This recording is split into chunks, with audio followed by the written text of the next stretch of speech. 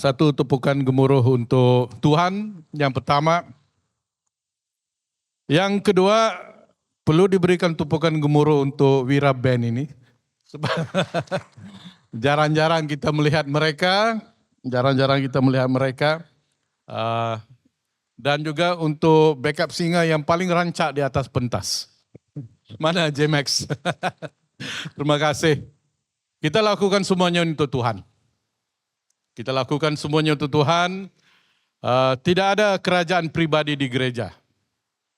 Tidak ada kerajaan pribadi di gereja, yang adalah kerajaan Tuhan saja yang ada di gereja ini. Maka apa saja yang kita lakukan untuk di gereja, di mimbar ataupun di pentas adalah untuk memuliakan Tuhan semata-mata. Dan sebelum kita mulakan, saya mohon, tadi sudah minta kan, tapi saya ini membelakangkan. Ya, mohon ibu-ibu melambai-lambaikan tangan.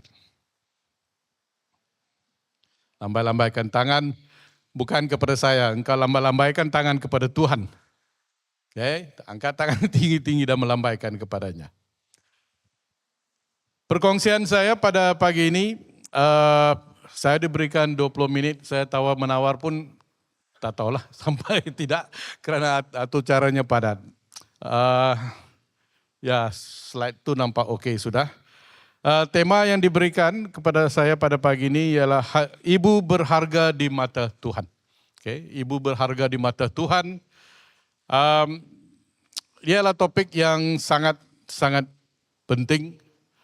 Okay, saya tak sebut menarik, tapi ialah topik yang penting bagi kita yang masih digelar sebagai anak. Okay, saya pun masih anak, ibu saya berumur 85 tahun. Saya tetap anak. Selagi kita ada ibu bapa, kita masih anak.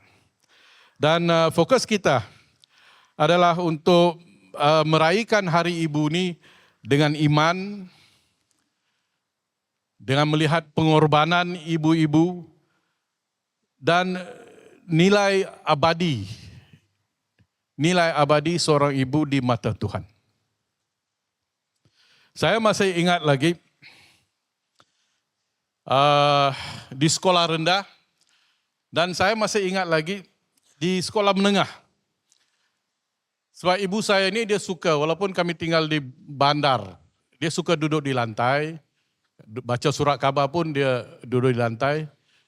Bila dia duduk menghunjur kaki, memang kepala saya sudah mencari ribah dia. Sudah biasa, dari kecil.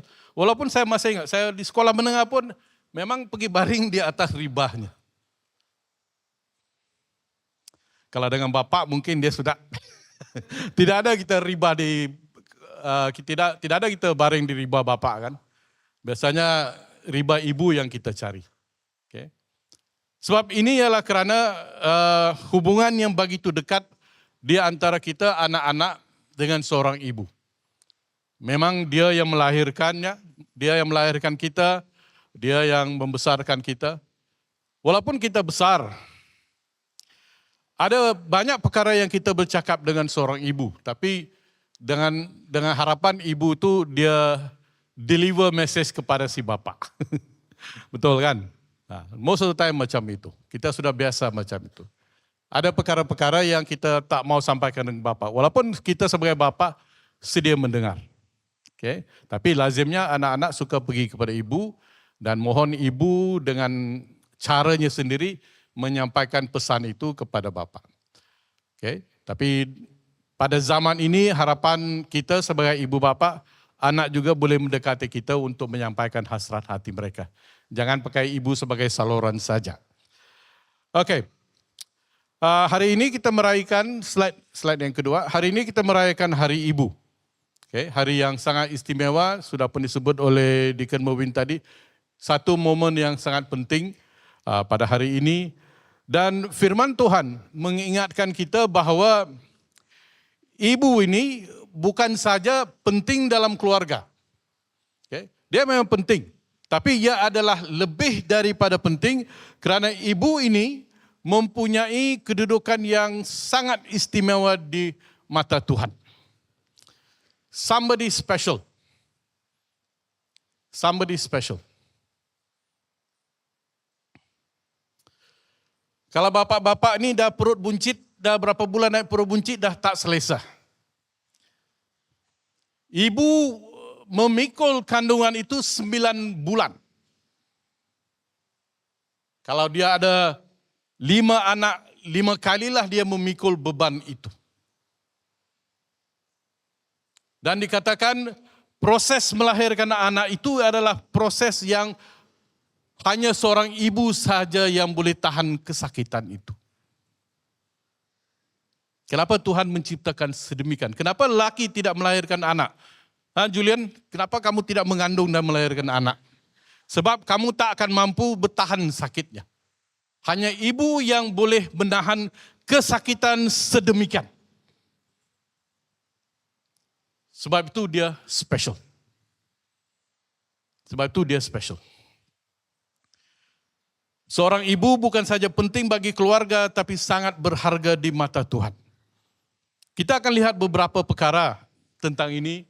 Antaranya ialah satu situasi, ibu kadang-kala dilihat sebagai individu yang tidak dihargai.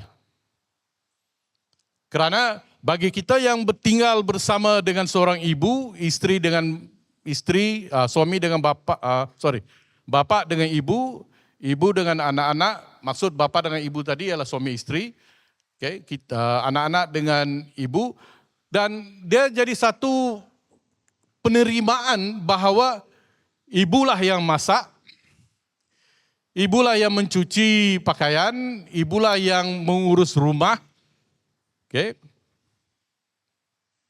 Dan kita yang menjadi bapa dengan anak-anak itu berhak komen ataupun menegur kalau benda itu tak sempurna.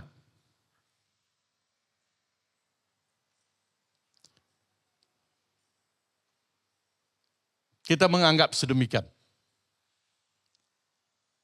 Jadi kita tidak tahu apa yang berlaku dalam minda seorang ibu dan hati seorang ibu apabila dia tidak dihargai.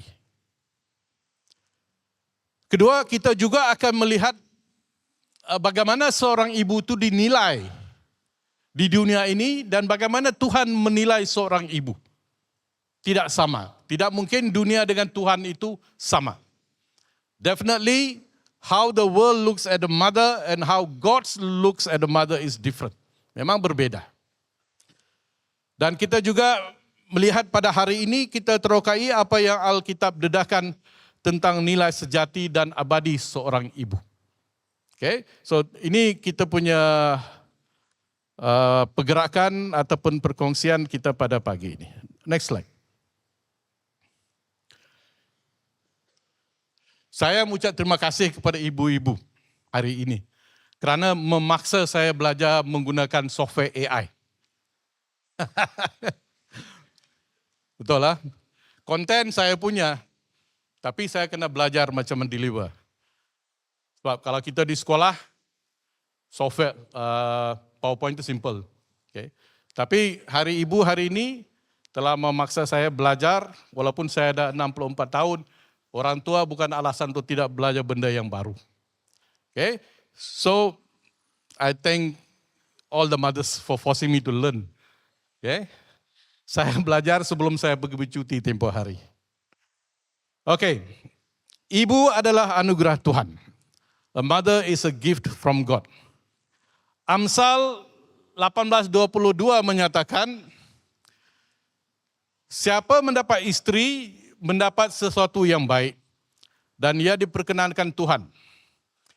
Seorang istri akan menjadi, seorang istri ataupun wanita itu akan menjadi ibu. Bila dia menjadi ibu itu bergantung kepada pengiraan Tuhan itu sendiri. Ada yang menjadi ibu selepas 9 bulan. Ada yang berapa tahun kemudian. Itu ialah rencana Tuhan bagi ibu itu. Tapi seorang wanita menjadi seorang ibu itu bukan kebetulan. Okay? Ia adalah satu yang supernatural. Itu yang dipanggil sebagai anugerah ilahi. Yang disengajakan oleh Tuhan. Tuhan yang mengaturkan bila masa seorang wanita itu akan menjadi satu, menjadi istri, bila mana dia akan menjadi seorang ibu. Itu bukan flow kita. Itu ialah flow Tuhan. Aliran masa Tuhan itu ialah kehendak Tuhan. Saya dengan Anda tidak ada hak untuk mempersoalkannya. Okay? Jadi dikatakan siapa mendapat istri mendapat sesuatu yang baik. Dan dia berkenan pada Tuhan. Maksudnya siapa yang menjadi istri dia kemudian menjadi seorang ibu. Ia adalah satu yang indah, yang baik. Yang diaturkan oleh Tuhan. Okay, bila disebut istilah diperkenankan ini bermaksud diaturkan dan dipersetujui Tuhan. Untuk wanita itu menjadi seorang ibu. Amsal 19:14 menyatakan, harta benda dan kekayaan adalah warisan dari nenek moyang, tetapi istri yang berakal budi adalah karunia ataupun adalah kurnia Tuhan. Kurnia Tuhan itu ialah pemberian Tuhan, hadiah dari Tuhan. Kebijaksanaannya, kasihnya, kehadirannya di rumah. Kita melihat ibu-ibu kita, okay? Nih bapak-bapak tolong dengar. Dan anak-anak juga tolong dengar. Ibu ada kebijaksanaannya. Ada perkara-perkara yang kita tidak fikir, tapi ibu itu akan memperingatkan. Istri kita akan memperingatkan kita. Okay? Anak-anak diperingatkan oleh ibu bapak. Kasih mereka itu tidak ada had. Ada yang mungkin mengadu, mak saya selalu marah saya. Kalau bukan mak yang marah, siapa nak marah? Kamu harapkan orang di luar tepi jalan itu menegur kamu dan marah kamu? Tidak. Yang akan marah kamu kerana sayangnya dia terhadap kamu, maka dia marah kerana memperbetulkan keadaan. Dan kehadirannya di rumah. Ini dari pengalaman semua orang. Kalau istri tidak ada di rumah, saya tidak tahu orang lain lah. Mungkin ada bapak yang seronok, istri saya pulang kampung. Itu macam cerita wayang Melayu kan. Bagi setengah orang, bila istrinya ataupun si ibunya tidak ada di rumah untuk 4-5 hari, maka dia melihat kekosongan itu. Dia melihat hidupnya tidak sempurna. Bukan soal makan. Okay? Makan tak ada isu, pergi kedai, panda sentiasa ada. Soalnya ialah kekosongan dalam hati itu. Kita rasa tidak lengkap, kita tidak sempurna. Anak-anak akan mencari bila mami balik. Kalau bapak tak balik, tak apa. Tapi dia akan tanya bila mami balik. Rumah itu menjadi tidak lengkap, tidak sempurna kerana orang yang terpenting itu tidak ada. Okay. Orang terpenting itu tidak ada.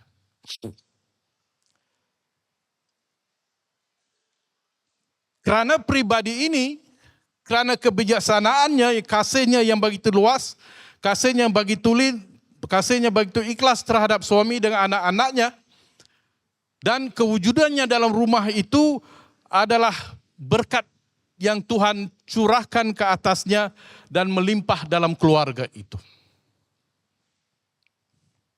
Harta warisan nenek moyang kita boleh terima. Kita boleh terima harta kekayaan daripada nenek moyang kita. Kita boleh warisi itu. Tapi seorang ibu itu sukar diwarisi. Kerana ia adalah pembentukan daripada Tuhan. Memiliki ibu yang saleh adalah menerima salah satu harta surga yang terindah. Maksudnya, ibu kita yang ada pada hari ini, yang ada pada anda hari ini ialah God's gift for you. Jangan kata Tuhan tak beri hadiah untuk saya. Jangan kata Tuhan tidak memberkati hidup saya. Tuhan sudah memberkati hidup kita melalui ibu kita. Dia adalah God's gift for us. Jaga dia, pelihara dia, selagi kita masih hidup. Jangan dah tiba hari ibunya tidak ada, kita datang menangis di kakinya. Masa itu mungkin sudah terlambat. Next slide. Ya, slide seterusnya. Oke, terima kasih.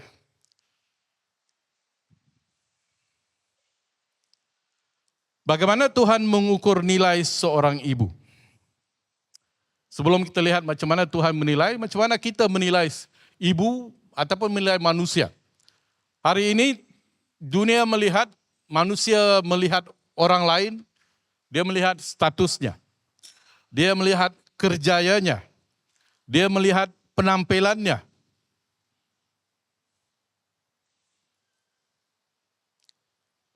Maksudnya dia melihat yang luaran sahaja. Oke. Dia melihat luaran saja. Itu ramai orang kena scam. Dia nampak pakai kod, pakai smart-smart. Rupanya kena scam. Tapi cara Tuhan melihat itu dia berbeda. Dunia melihat orang itu dari segi luaran. Tapi Tuhan melihat dia secara luar biasa, secara jauh lebih indah. Yang pertama yang Tuhan melihat ialah hati dan kasih seorang ibu. Tuhan melihat kemurnian, ketulusan kasih seorang ibu dan ketaatannya kepada keluarga serta dan dia beriman. Tuhan melihat bagaimana seorang ibu menjaga keluarganya, mengejutkan anak-anaknya sebelah pagi. Silap-silap ada ibu juga kejutkan bapak turun kerja. Menyediakan sarapan pagi untuk mereka, pakaian mereka sudah pun digosok. Sudah pun dipack makanan untuk anak bawa ke sekolah dengan pesanan-pesanan. Dia lakukan ini atas dasar kasih. Dia lakukan ini atas dasar kasih. Dan kasih yang ada dalam dirinya mencerminkan kasih Tuhan. Karena si ibu ini melakukannya tugasnya dengan kasih yang ikhlas. Dia tulus, ikhlas. Sama seperti kasih Tuhan terhadap kita. Tuhan mengasihi kita 100%. Dengan setulus ikhlas, dia mengasihi kita. Itulah yang dicerminkan, itulah yang diperlihatkan oleh seorang ibu terhadap anak-anaknya dan juga terhadap suaminya. Tuhan melihat hati dan kasih. Dia melakukan ini tanpa, ibu ini melakukan ini tanpa mengharapkan apa-apa. Okay. Tidak pernah saya dengar ataupun melihat ibu itu kata, oh saya besarkan kamu, nanti bila cukup masa nanti kamu balas, beri saya satu rumah besar. Pernah kita dengar macam itu? Tak ada. Tidak ada. Dia melakukannya kerana kasihnya, kerana tanggung jawabnya yang Tuhan berikan kepadanya. Tanpa mengharapkan apa-apa. Sebagaimana Tuhan mengasihi kita dengan ikhlas, dengan teguh. Kemudian Tuhan juga melihat pengorbanan seorang ibu. Oke, saya tak perlu sebut tentang pengorbanan seorang ibu. Oke, kalau saya sebut, mungkin saya orang pertama yang mengalir air mata.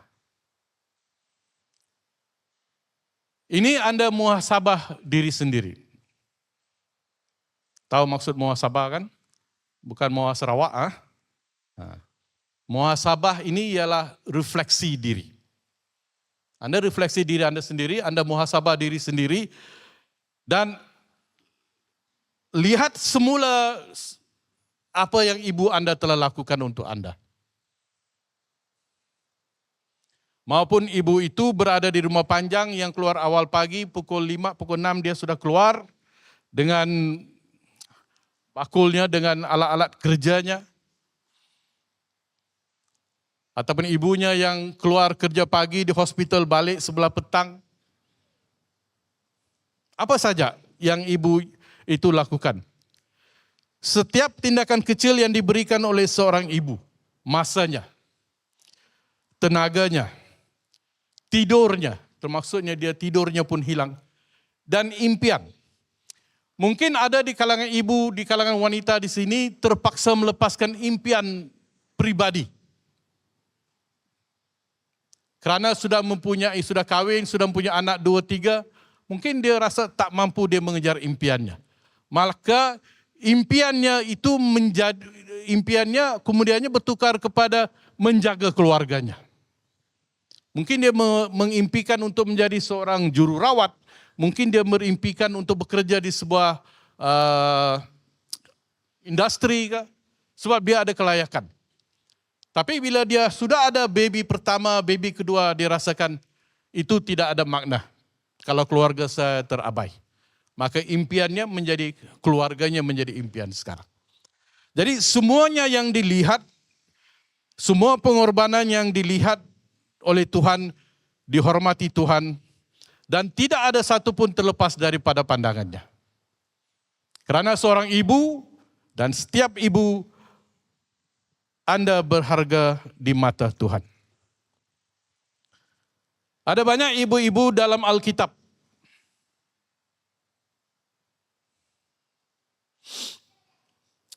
Ya, next slide. Ya. Tuhan, dia sebenarnya ramai ibu-ibu. Dan ini hanya melihat beberapa ibu saja.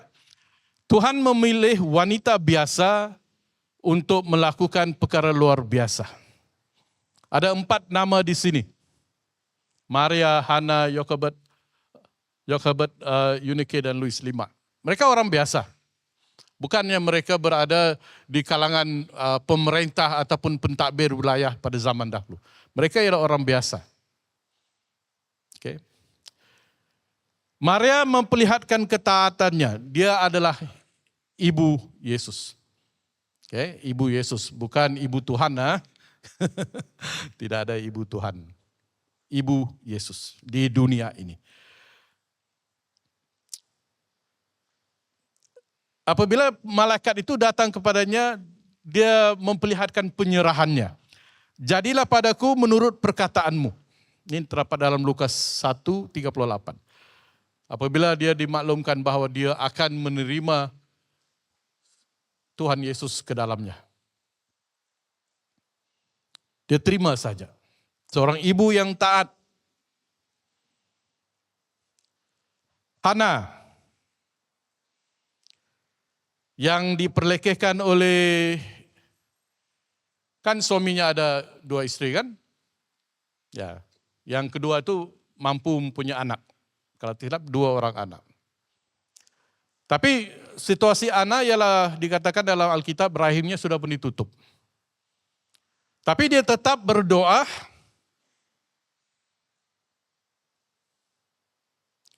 Tetap berdoa bersungguh-sungguh. Sehingga kan Nabi Elia pun katakan, apa ni perempuan mabuk sedang bercakap-cakap sendiri. Sebenarnya Hana itu berdoa secara bersungguh-sungguh. Kerana maukan seorang anak. Dan Tuhan berikannya Samuel. Dan seperti mana dia telah janjikan kepada Tuhan, dia serahkan Samuel balik ke bait Allah, dia serahkan Samuel balik kepada Tuhan. Ini ialah seorang ibu yang berdoa dan bersyukur. Yokebed, ini ialah wanita yang berani. Dia mempertaruhkan segalanya untuk melindungi bayi Musa. Ini ialah ketika warga Israel berada di Mesir. Dia pack, dia betul-betul masuk dalam bakul dan hanyutkan. Dia hanyutkan. Kemudian dijumpai oleh putrinya di sana. Berani. Tapi perlu juga melihat keberaniannya sebab dia juga kemudiannya pergi menyusukan Musa. Betul kan Pastor? Dia berani mengambil risiko kerana walaupun dia lepaskan anak tapi dia masih dekat di anaknya. Eunike dan Louis, seorang nenek dan seorang ibu, mereka ini mewariskan iman. Okay. Pengajaran iman mereka membentuk kehidupan rohani Timotius. Jadi wanita ini ialah wanita yang perlu taat, wanita yang perlu mempunyai amalan doa dan sentiasa bersyukur, wanita yang berani dan juga wanita yang boleh mewariskan, bukan mewariskan harta, tapi mewariskan iman dan ilmu pendidikan kepada anak-anak dan generasi seterusnya.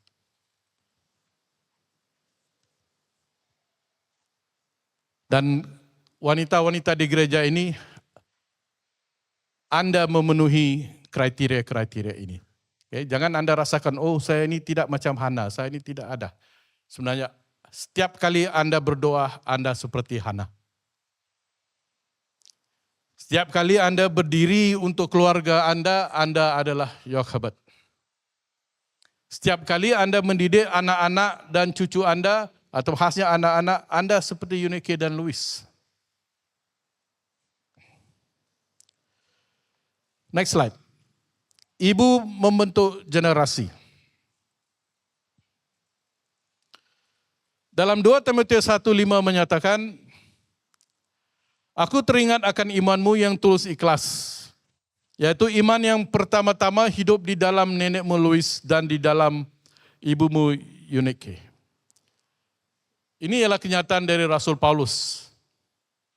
Apabila dia berbicara kepada Timotius yang dia melihat seorang yang perwatakannya sangat luar biasa. Dan dia memberi penghargaan ini kepada neneknya Eunike dan juga, neneknya Louis dan ibunya Eunike.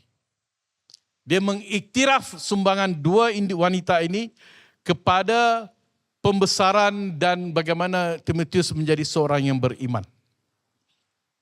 Paulus memuji iman Timotius sebagai tulen dan murni, bukan display sahaja, bukan persembahan.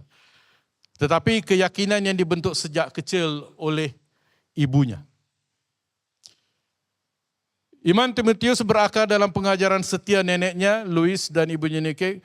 Kesetiaan harian seorang ibu menjadi asas rohani anaknya. Ibu yang berdoa, ibu yang membaca Alkitab, dilihat dan disaksikan oleh anak-anak.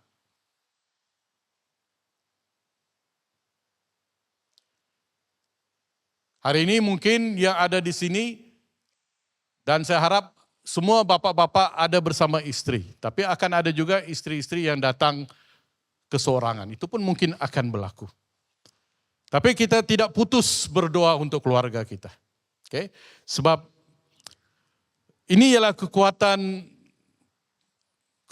dalaman seorang wanita.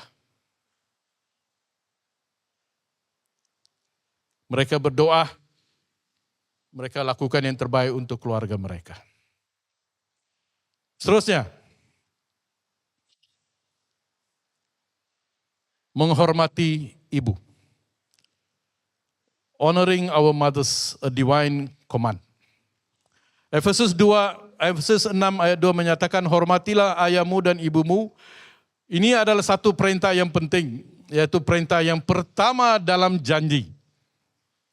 Keluaran 20:12 mengatakan, hormatilah ayahmu dan ibumu supaya lanjut umurmu di tanah. Oke, ini tertinggal sedikit. Di tanah yang telah pun yang akan diberkati. Ini ialah satu perintah. Dalam 10 Commandments, dalam 10 perintah ini yang pertama. Ini ialah perintah. Maksudnya kalau kita tak melakukan, kita sedang melihat pintu dosa. Kalau kita tidak menghormati ibu kita hari ini, kita sedang melihat pintu dosa. Karena ini ialah perintah. Maksud perintah ialah wajib buat. Okay. Dia tak ada pilihan. Tuhan menyatakan, hormatilah ayahmu dan ibumu. Maksudnya, kita yang dalam status anak-anak, kita menghormati ibu bapa. Walaupun ibu bapa kita ada kekurangan ataupun ada kekuatan, apa juga keadaan, kita menghormatinya. Kalau ibu bapa kita ada kekurangan, kita dalam posisi untuk bantu mereka supaya mereka menjadi lebih baik lagi. Tapi syaratnya, perintah Tuhan ialah hormati ibu bapa. Menghormati bukan sekadar tradisi budaya, ia adalah perintah Allah yang paling awal tertanam dalam 10 perintah. Janjinya, janji Tuhan untuk ini, kalau bila mana kita menghormati ibu bapa, kehidupan yang panjang diberkati dan subur bagi mereka yang taat kepada perintah ini. Maksudnya, Tuhan tidak berkompromi dalam hal ini. Selagi kita ada ibu bapa yang dah tua, ataupun kita yang menjadi anak-anak yang ada ibu bapa. Okay, ini ialah law, perintah Tuhan. Maka kita menghormati dan menyayangi ibu bapa. Yang seterusnya.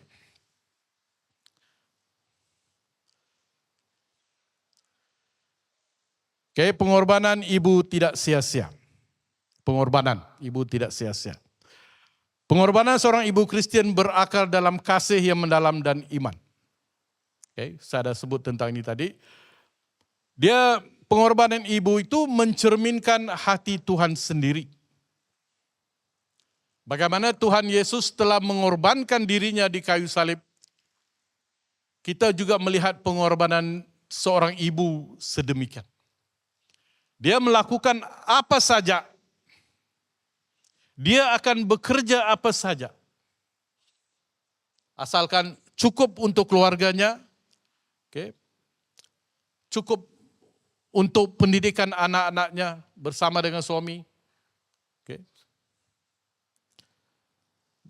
Dan dia sebenarnya mencerminkan hati Tuhan sendiri melalui dedikasi, melalui seorang ibu, keperitan fizikal tubuh jasmaninya, emosionalnya, dan rohaninya. Kita lihat dengan ringkas. Okay, saya tengok, Julian dah tengok jam tangan dia sudah tadi. Yang pertama, menanam iman dalam hati anak, mengajar, mendoakan dan menjadi contoh hidup yang berlandaskan firman Tuhan. Oke, saya minta maaf kena laju sedikit. Kedua, ya, jadi yang pertama itu penting, menjaga iman, membentuk pribadi yang mengimani Tuhan dalam kehidupan anak-anak. Oke. Kedua, memberi tanpa mengira harga. Masa, tenaga, impiannya dipersembahkan sebagai tindakan kasih yang tulus. Sebab ini ada saya sentuh tadi kan. Yang ketiga, Tuhan melihat setiap saat tersembunyi. Tiada yang dilakukan dalam kasih untuk keluargamu yang tidak kelihatan kepada Tuhan. Maksudnya, ayat ini sebab ini dia negatif-negatif. Sebenarnya, Tuhan melihat segala usaha kamu, Tuhan melihat segala kasih Anda, wanita Anda, ibu-ibu di sini kepada keluarga Anda. Oke? Dan dia akan membalas kesetiaan Anda. Ingat, ada kalanya kita menerima berkat di sini, di dunia. Ada kalanya berkatnya bukan di sini ya. Kita tunggu upah kita nanti. Baik, untuk bahagian penutup. Oke, Juliana. On time. Oke, thank you. So ini program perayaan, so dia ada time frame dia tuh. Oke, penutup. Ini untuk renungan akhir. Yang pertama, ibu adalah anugerah Tuhan. Itu kita kena ingat. Kedua, ibu berharga di mata Tuhan. Dan ketiga, kita dipanggil untuk menghormati mereka. Oke. Jadi kepada setiap ibu di sini, jangan kecil hati, jangan kecewa. Tuhan melihat setiap usaha Anda. Pekerjaanmu dalam kasih tidak pernah sia-sia. Apa saja pekerjaan yang ibu buat dan setiap individu manusia, kalau melakukan pekerjaannya kerana kasih, maka perbuatannya itu tidak sia-sia. Kerana Tuhan Yesus adalah kasih. Dan kamu sangat berharga di mata Tuhan. Itu untuk ibu-ibu. Kepada anak-anak dan dari semua peringkat usia, hargailah ibumu selagi dia bersamamu. Jangan tunggu sehingga terlambat untuk berkata saya sayang ibu. Okay. Yang ada di sini boleh ucapkan kalau ibu kita jauh di kampung halaman, call. Okay. Saya habis ini memang saya akan call ibu saya.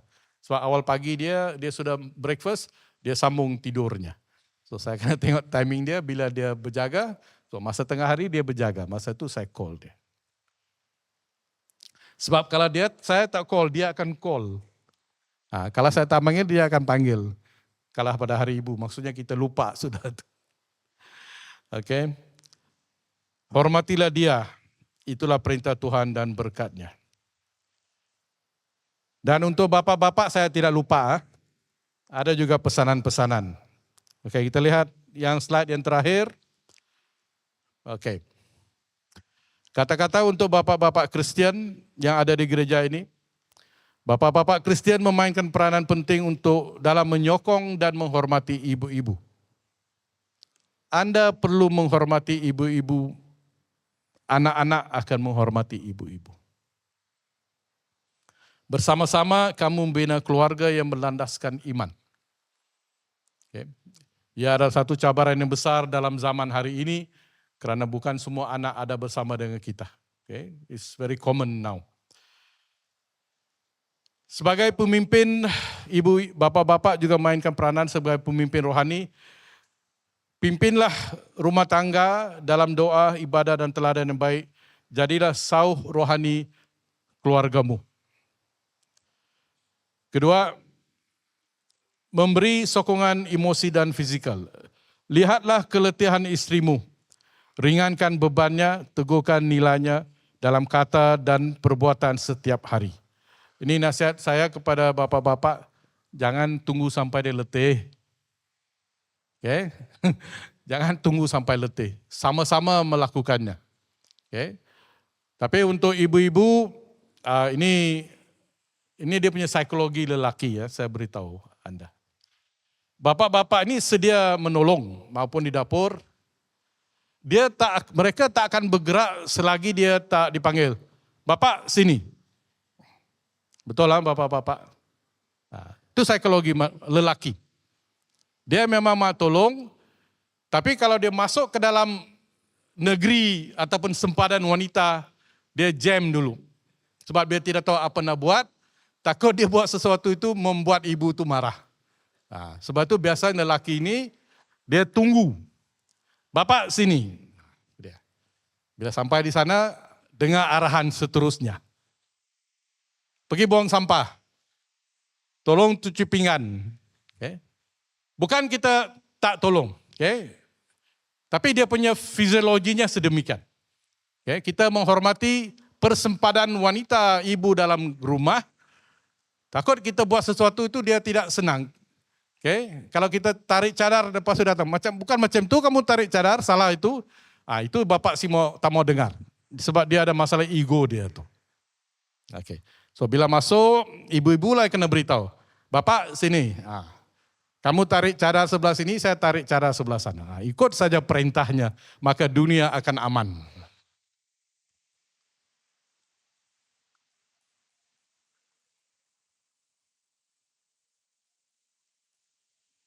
Oke, sebab itu fisiologi wanita dengan lelaki.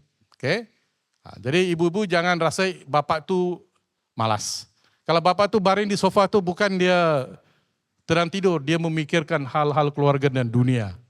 Oke, kan salat homo sudah ditutup sekarang. Dia pun kena fikir macam mana nak buka salat homo ini. Alright, so ini perlu komunikasi. Oke. Bapak-bapak memang menghormati ibu, tapi ibu perlu berkomunikasi. Kerana bapak ini tak boleh baca minda ibu. Okay. Kemudian membesarkan anak bersama.